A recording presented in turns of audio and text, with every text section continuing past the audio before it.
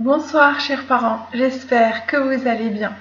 Cette vidéo vous est destinée vu que c'est un exercice mathématique et comme à chaque fois, c'est vous qui allez le faire avec votre enfant.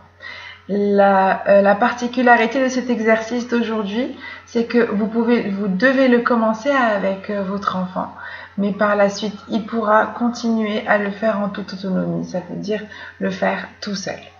Alors aujourd'hui, nous allons faire un exercice d'association.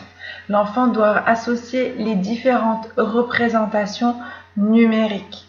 Nous avons différentes représentations. Par exemple, celle-ci, c'est une représentation de symboles numériques.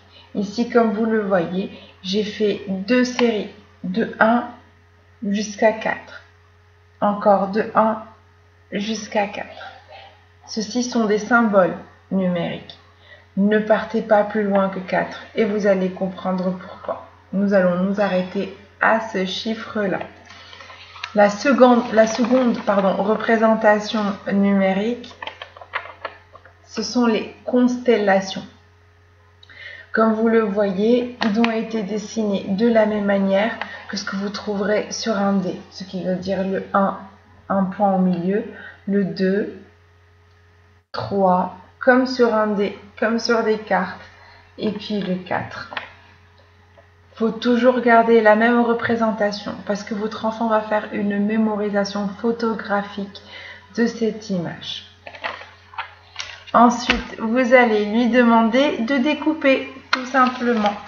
Moi, tout de suite, je vais baisser la caméra pour vous montrer tout cela. Voilà, j'ai découpé les deux tas. Vous pouvez demander à votre enfant de les découper, mais aussi il faudra les trier, mettre tout ce qui est constellation d'un côté et tout ce qui est symbole numérique de l'autre. Je baisse ma caméra et je vous montre. Alors voilà.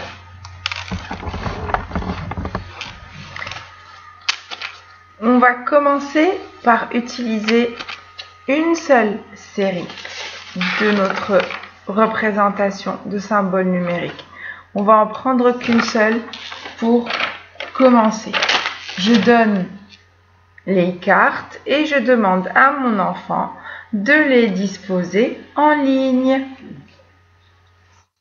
Et voilà, comme ceci. Je m'assure à ce qui est juste de 1 jusqu'à 4. Ensuite, avec ces représentations numériques avec les constellations, il devra compter les points, lui demander de bien regarder la carte pour bien mémoriser et de la poser juste en dessous. Chaque représentation numérique avec la constellation qui lui correspond.